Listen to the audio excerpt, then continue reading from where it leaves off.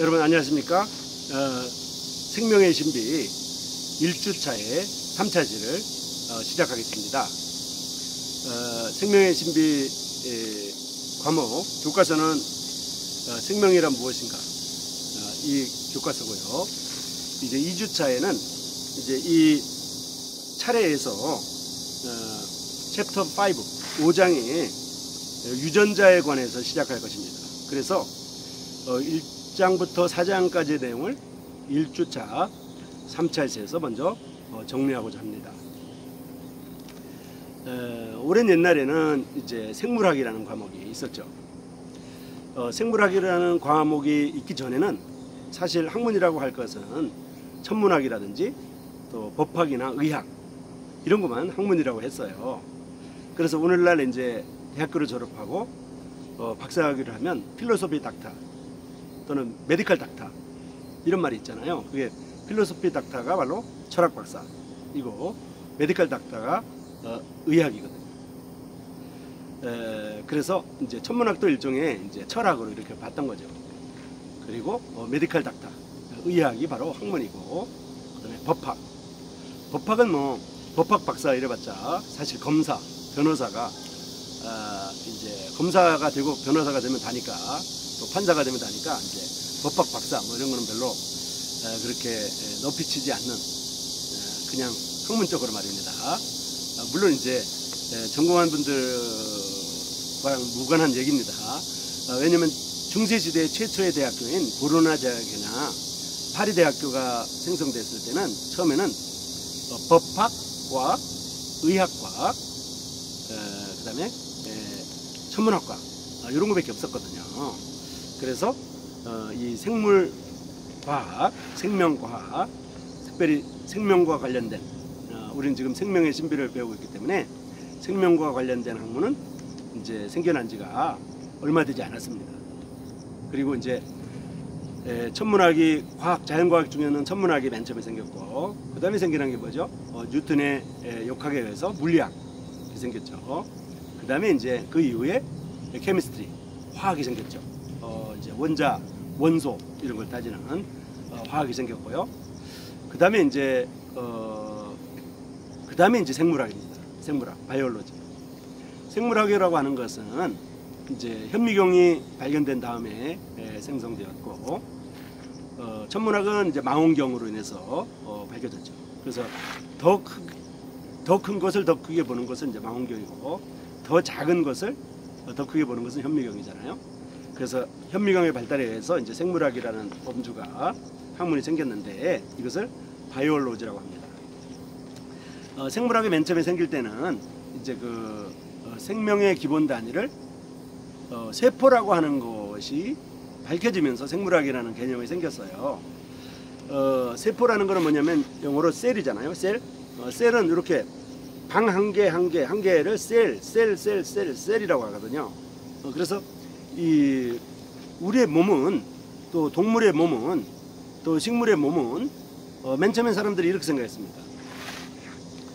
난자나 정자 속에, 난자 속에 또는 정자 속에 아주 조그만 사람이 들어가 있어가지고 수정을 하면 그 조그만 사람이 점점 커가지고 이렇게 사람이 되고, 아주 조그만 개가 개 정자나 난자 속에 있다가 점점 커져가지고 개가 되는 줄 알았어요. 그런데 이제 그걸 개체라고 그러죠. 개체. 그래서 그때만 해도 사람들이 어떻게 생각했냐면 팔이 끊어지거나 다리가 끊어지거나 또는 눈이 이렇게 안 보이거나 없어지거나 이러면은 죽는 줄 알았던 거죠. 왜냐면 개체가 온전하지 못하고 불완전하게 되고 뭔가 이렇게 불완전한 개체가 되어버렸으니까 이제 죽음의 길을 남겨놓고 있고 얼마 남지 않으면 죽을 것이다 이렇게 생각합니다. 그래서 개체라고 하는 것에 대해서 셀이라고 하는 개념이 없을 때는 사람의 병에 걸리면 그냥 무조건 죽는 걸로 알고 있었어요. 그 죽기를 기다리는 이제 시간만 남았다, 이 사람 분명히 죽는다 이렇게 생각했던 거죠. 그래서 사람이 병에 걸리면 그 당시에는 어떻게 했냐면 초가집에 그 사람을 집어넣고 불태워 죽였어요. 개체로 볼 때는, 사람을, 동물을 개체로 볼 때는. 그런 시대가 있었습니다. 그런데 사람의 몸이 세포로 구성되어 있고 세포가 생명의 기본 단위라는 것을 밝혀낸 이후에는 완전히 바뀌었죠. 우리 몸은 한 10조 개 정도의 세포로 구성되어 있거든요. 사람의 몸은 10조 개의 세포로 구성되어 있습니다. 10조 개의 세포 한 개 한 개가 다 살아있죠. 그리고 10조 개의 세포가 모여서 조직이 되고요. 티슈라는 조직이 되고요. 여러분 티슈가 뭐예요? 이렇게 휴지 한 장을 티슈라고 그러잖아요. 그 왜 티슈인 줄 아세요? 티슈가 조직이라는 뜻이거든요.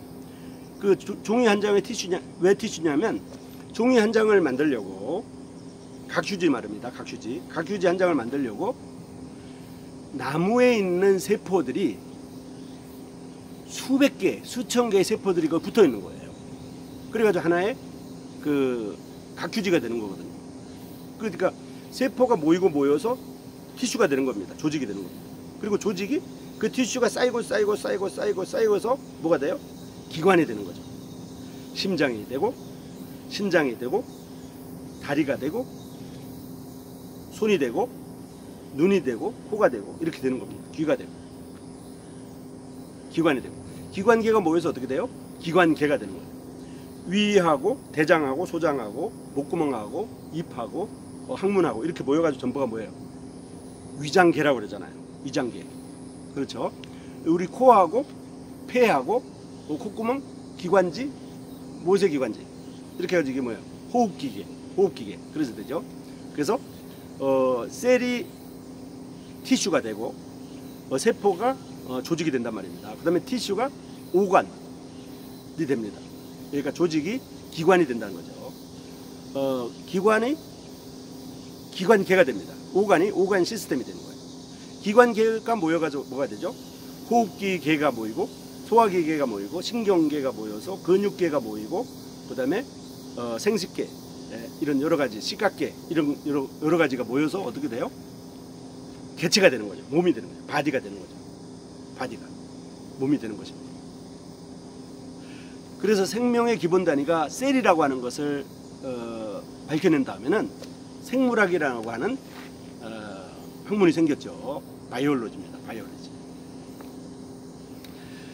바이올로지라고 하는 게 생기고 나서 이제 어떤 그 셀이라고 하는 개념이 생기고 나서 셀이 우리 몸은 10조 개의 셀로 구성되어 있지만은 셀 한 개로 되어 있는 개체도 있었어요. 그게 바로 세균이에요. 세균은 세균 몸 하나가 셀 한 개거든요. 자 보세요 여러분. 계란 있죠. 계란. 또 난자. 닭의 난자가 계란이잖아요. 그죠? 닭의 난자가 계란이라고 말씀드렸는데 우리 몸에 있는 여성의 몸에 있는 난자, 또 모든 동물의 암컷에 있는 난자, 이것도 한 개의 세포거든요. 공룡알 어마어마하게 크잖아요. 공룡알 어마어마하게 큰데 이것도 하나의 세포예요. 정자 하나도 하나의 세포예요. 그 다음에 피부에 있는 세포 한 개 이런 것도 한 개 세포입니다. 지방 세포 한 개 이렇게 세포입니다.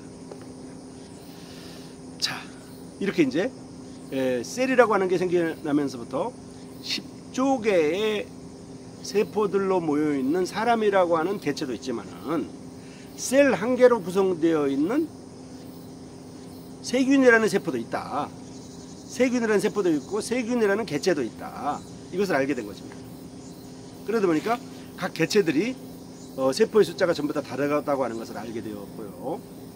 그러면서 어떤 개념이 생겼냐면 옛날에는 다리가 끊어지거나 팔이 끊어지거나 눈이 없는 사람이 생기면 금방 죽을 거라고 생각했지만 눈이 없어도 다른 사람처럼 평생 동안 살 수 있는 거예요.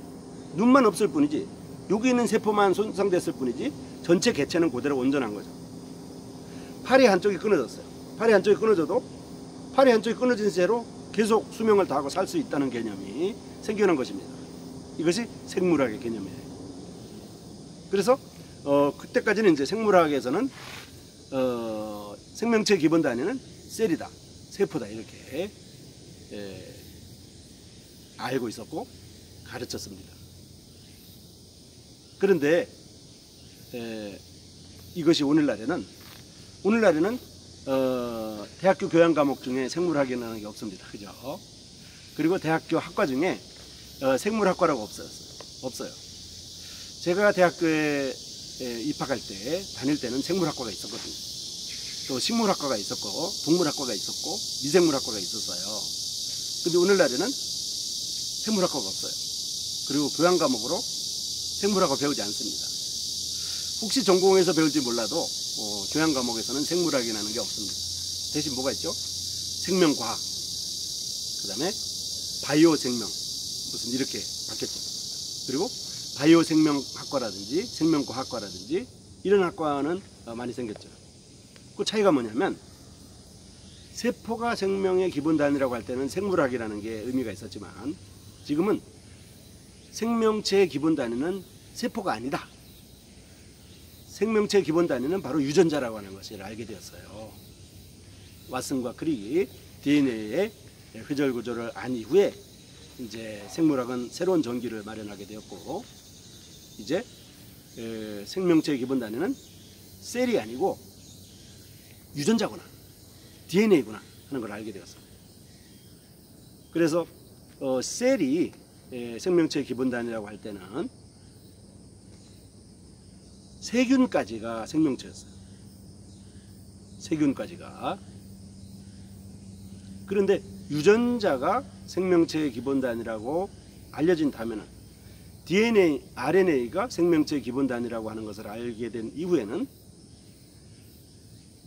세균보다 훨씬 작은, 그냥 단지 DNA하고 껍질만 있는 개체가 있거든요.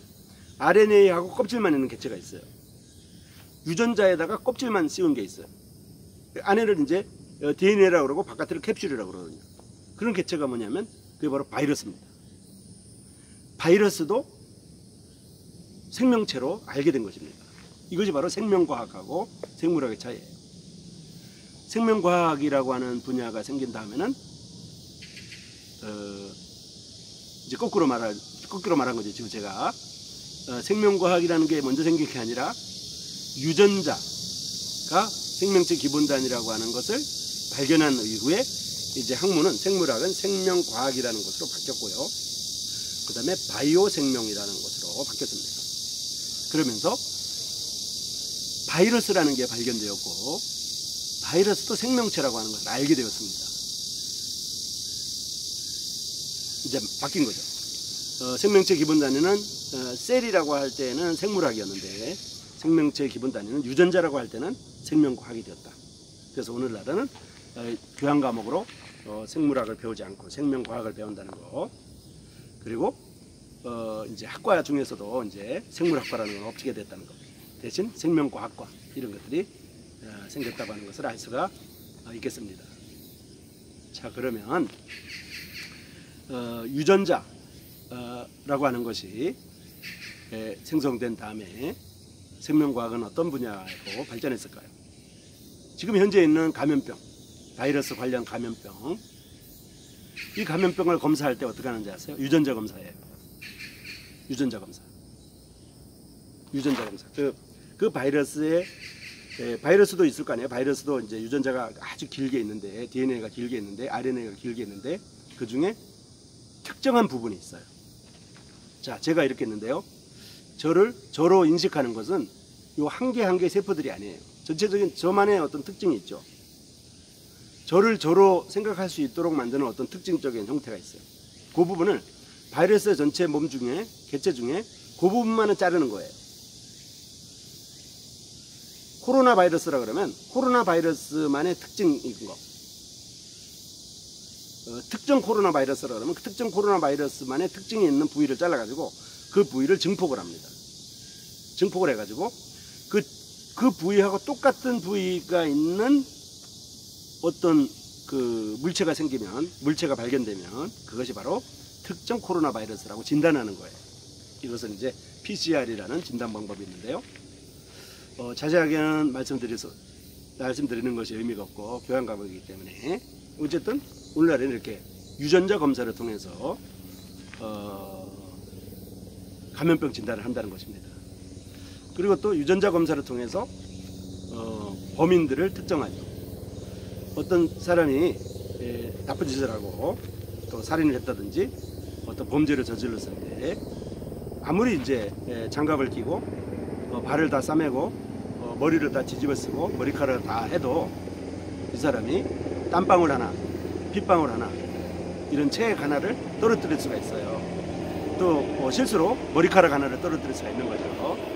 그랬을 때 그거를 가지고 그 사람의 유전자하고 특정해서 합치가 되면 범인을 그 사람으로 특정하는 것입니다.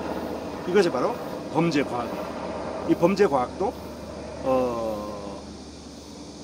이제 그 유전자 검사를 통해서 나타나는 거죠. 아주 오래전에 이제 전쟁터에서 죽은 전사자들을 그들의 가족을 찾아주기 위해서 가족들의 유전자 라이브러리, 가족들의 유전자 도서관에 있는 책들과 같이 가족들의 유전자에 대한 어떤 많은 데이터를 가지고 있는 상태에서 죽은 사람의 몸속에 있는 유전자 중에 그 증폭할 수 있는 유전자가 남아있거든요. 한 개라도.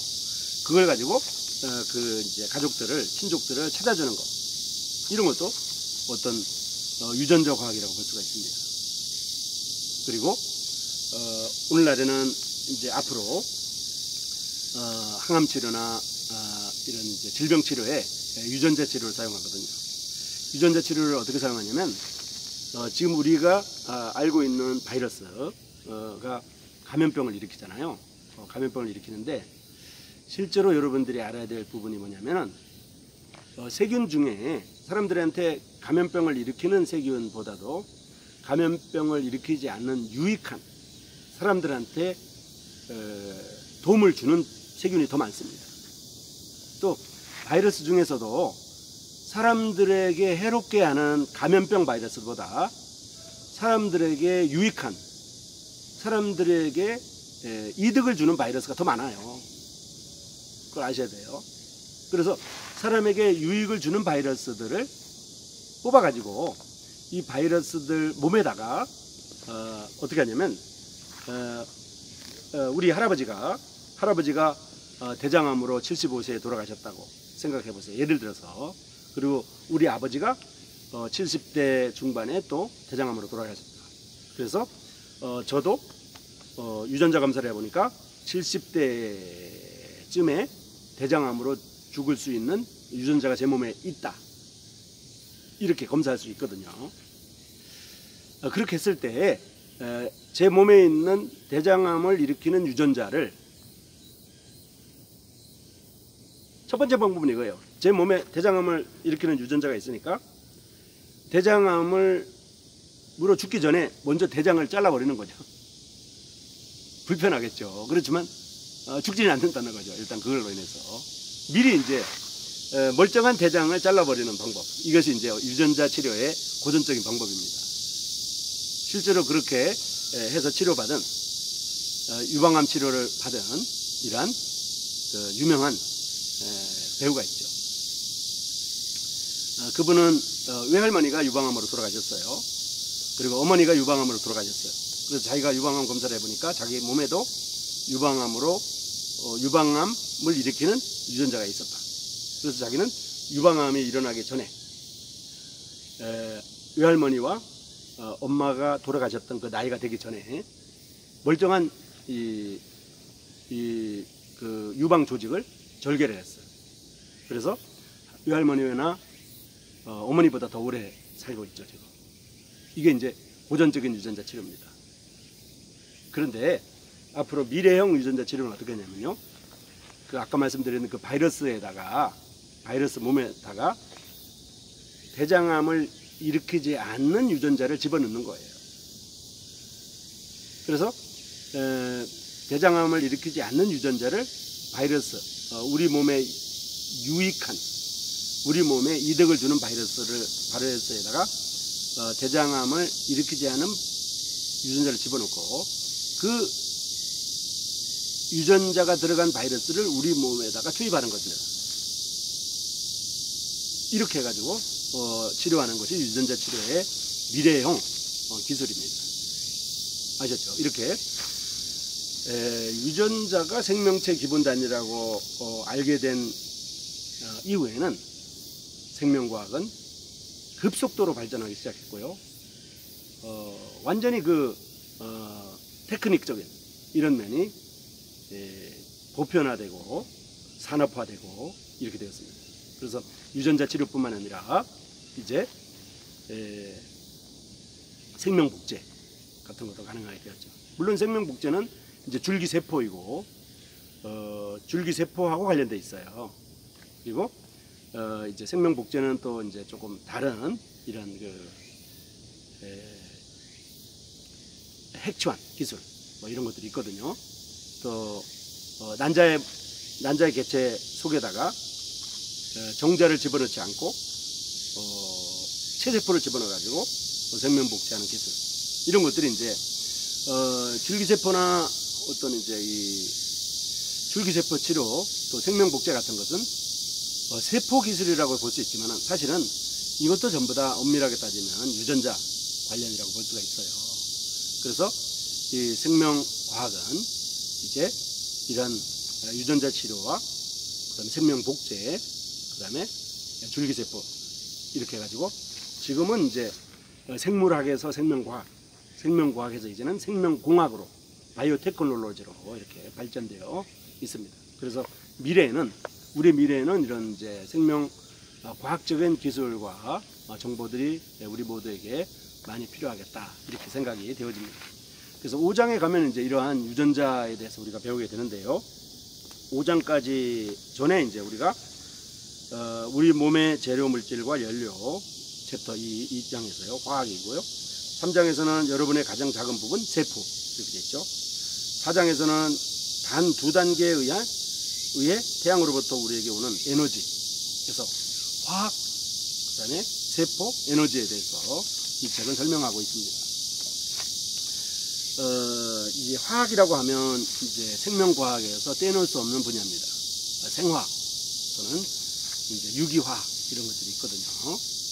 물론 이제 고분자 화학은 이제 그 어떤 플라스틱 과학이랑 관련돼 있지만은 생명과학에서도 아주 왓슨과 크릭이 DNA 해절 구조를 발견한 이후에 이 어떤 그 화학 분야는 생명과학과 밀접하게 관련되어 있습니다. 그렇지만 이 생명의 신비 과목은 화학 과목이 아니기 때문에 또 화학은 또 기초화학이나 생활 속의 화학 같은 과목에서 배우기 때문에 화학 분야는 이제 생략하기로 이렇게 하겠습니다.